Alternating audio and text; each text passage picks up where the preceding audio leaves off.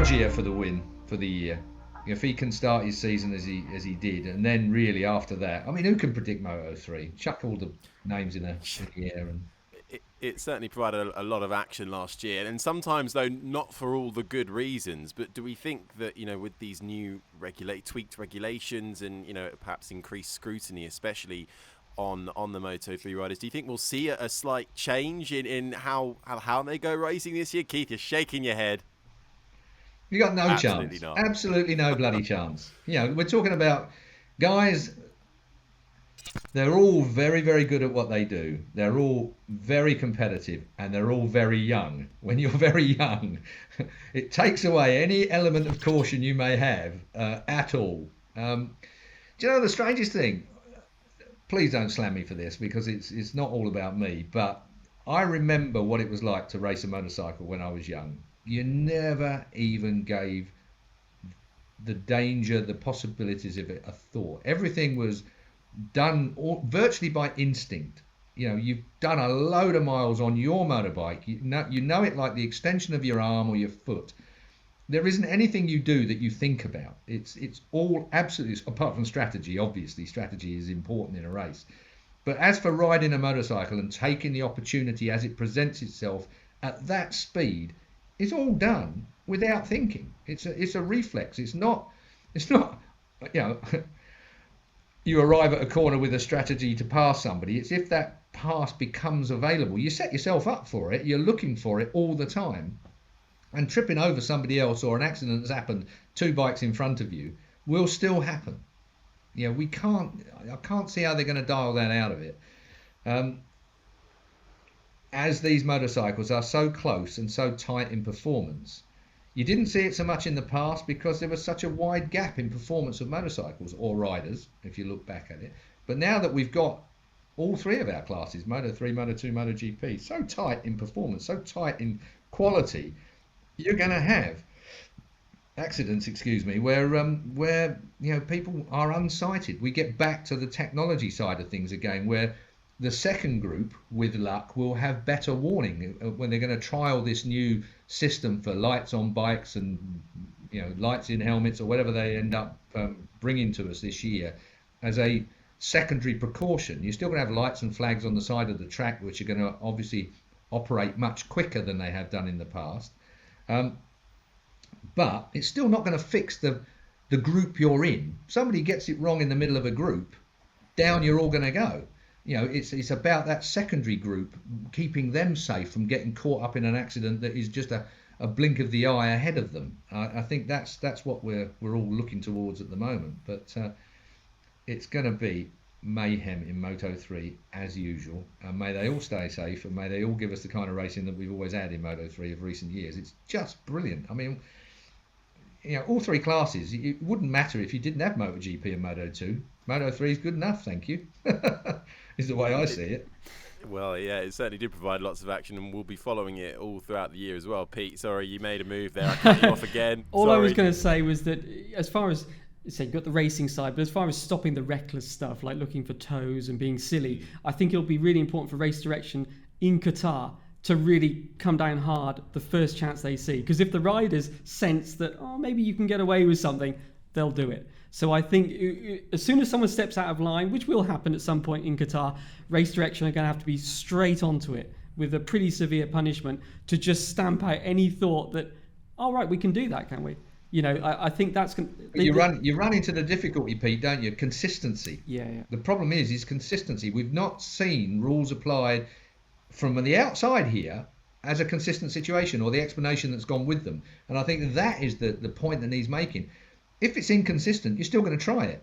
Even if you know it's wrong, you're still going to try it if it's not a consistent situation. If draconian rules are not applied every single time, then you are going to still try it, because you're going to block that. No one's going to stop racing because they might get a penalty. They're only going to really stop the performance, those dodgy type manoeuvres, if you are going to get a penalty every time, is how I see it. And it's worth just saying that before that, because it's the first race of the year, they do obviously the photos, don't they? Those sort of class photos, but also all of the classes meet with race direction, don't they? They all get a bit of a speech from race direction and things like that in Qatar. That's normally what happens. So they're going to have to pretty much do as Keith says here and just point out, look, we'll be consistent. We'll be as we finished last year, so we'll be consistently harsh, and just make sure that the guys understand that going. Because with short memories, they'll be, what did we do last year? What could we do? Yeah, don't remember that. Bring back corporal punishment. There's the clip, and that's the clip. There we go. When was that? 45 minutes in. Delightful. Well, we'll of course be following all the Moto 2 and Moto 3 action as well this season, and as Keith and Pete have said, sometimes that was the more entertaining of the classes, but together it's going to be one hell of a weekend in Qatar in the opening round. Keith, let's look ahead then to this weekend, the Losail circuit. We're back under the lights in the dark. What can you tell us about Qatar? I really, really enjoy being in Qatar. No, actually, that's wrong. I really enjoy being at the Qatar Grand Prix. Qatar itself is not perhaps. I mean, they've got 5-star hotels. We're all living in luxury. And of course, there are a lot of people that don't live in luxury in Qatar. That goes against the grain for quite a lot of people being in that kind of regime. If you can ignore that and just look at the sport, you drive out of your hotel and every traffic sign that you come across is facing different directions, the wrong directions. You can't find your way. You've almost got to have a sixth sense as to where you're going to go, because there's been that much in the way of development done there. Everything is a building site, and it's all temporary signs everywhere, and temporary junctions and temporary roundabouts. All of that pretty much has started to move away now. So the drive into the track has always been through this desert with massive amounts of buildings going on either side, and as you get closer to the track, they get less and less. So you find yourself at the racetrack, massive expanse, no trouble getting in at all because there's nobody there. I think the biggest crowd they've ever had is something like 8,000 people trackside.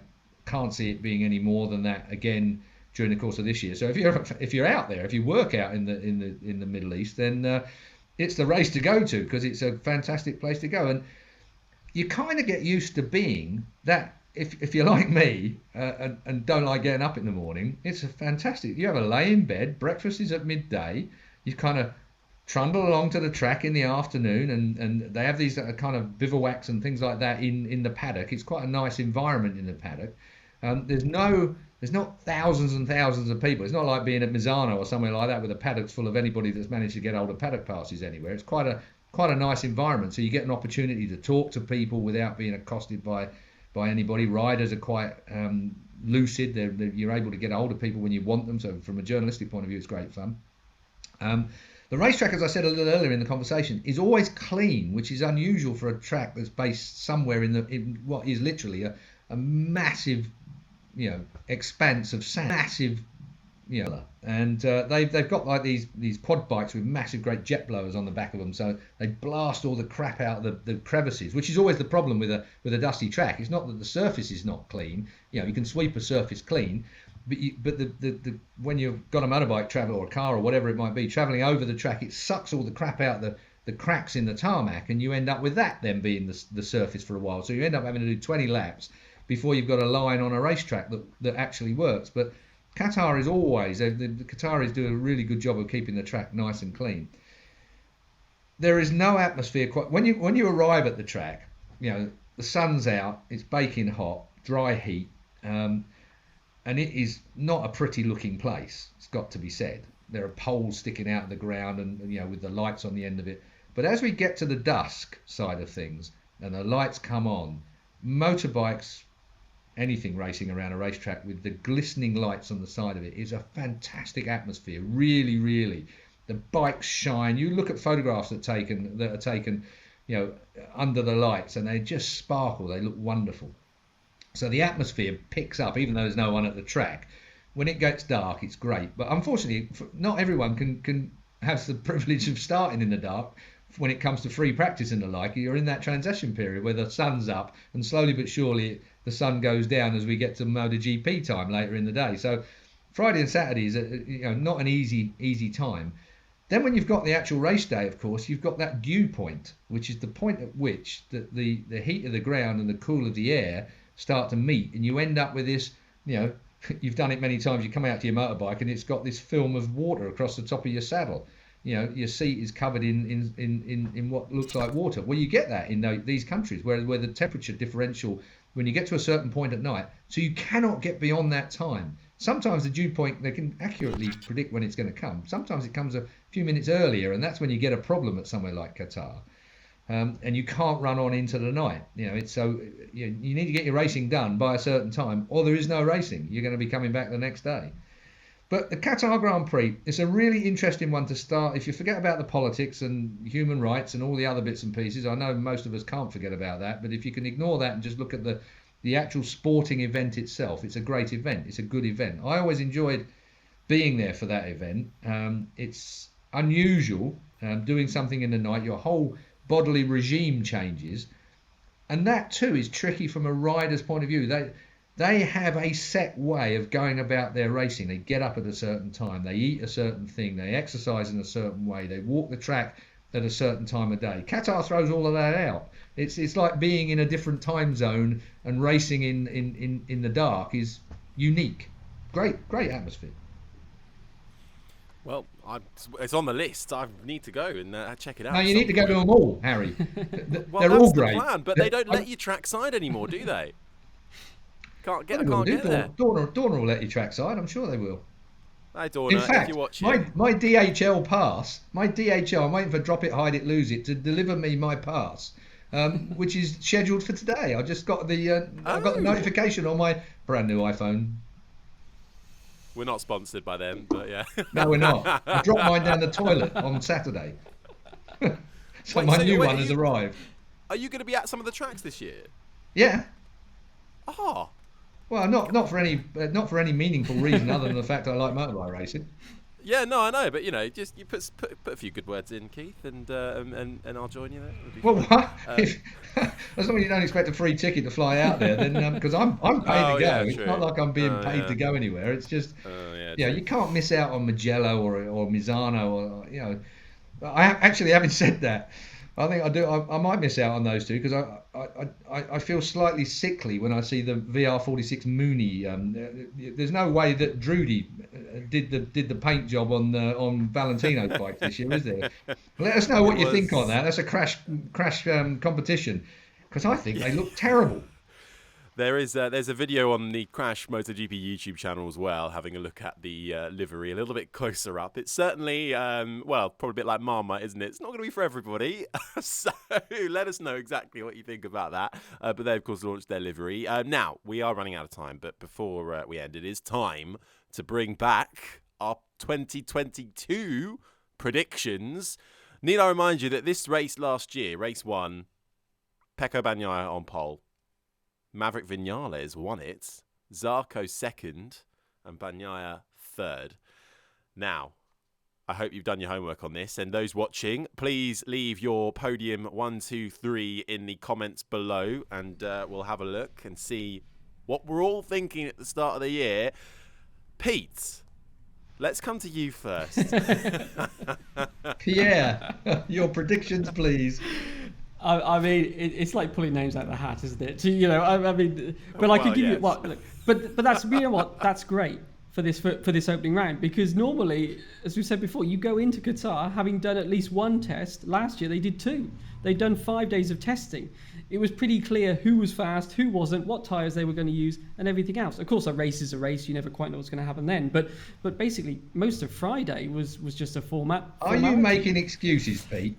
Are you making excuses? I'm going to give you who I think, but I think this is reasons to watch the race, because normally, as I say, for me, the Friday of Qatar is a bit, they've done 5 days of running. This year they haven't. There's been no Moto2, no MotoGP. I know Keith says the track is going to be clean, but it's going to be green. There's going to be no rubber down, and the grip is going to change. And that's one reason why it's going to be hard to predict. We've had F1 there. What's F1 done to the track? We've seen tracks get bumps, these kind of things. The tarmac change after an F1 race. That's another reason. The start time is earlier. The start time is 6 p.m, Keith will be pleased to know. He won't have to wait up late into the night. So it's only going to be barely after sunset. Moto3, Moto2, they'll be in full daylight. But again, that also means that the track sessions at night, there'll only be FP2 and then qualifying. So they've only going to have a limited amount of time that's actually at the same time as the race. So it's going to be great because you're not going to know who's going to win. Now, that being said, I just fall back to the favourite, Marc Marquez. I'm going to say him because I think the Honda is a better bike this year, and I think Marc will raise his game and he'll be up there. I think the Ducati will be up there again, so I'll put Bagnaia second. And Quartararo, he won the second race, didn't he? He didn't win the first. As you say, it was a Yamaha 1-1. There were 2 races last year. So I'll say Quartararo in third. But as I say, really, with all of those reasons, I think that it's going to change so much. I think we could see tyres even, as the grip changes, someone who qualifies badly might go, you know what, I think the track grip level, we could now run that tyre that we couldn't even dream about running on Friday because there's more grip. Take a punt on it and you could get someone do well. Going back to someone like Bastianini, we've said him before, he's another one up there. These guys have to impress now. If they want to be factory Ducati riders next year, Bastianini, Martin, they can't be thinking consistency. Let's just get some points. It's not going to work. So I think anything could happen, and I think it's going to be exciting right from FP1 on Friday. Have Crash.net changed their revenue, their employment terms? Are you getting paid by the word now? Always the way, Keith.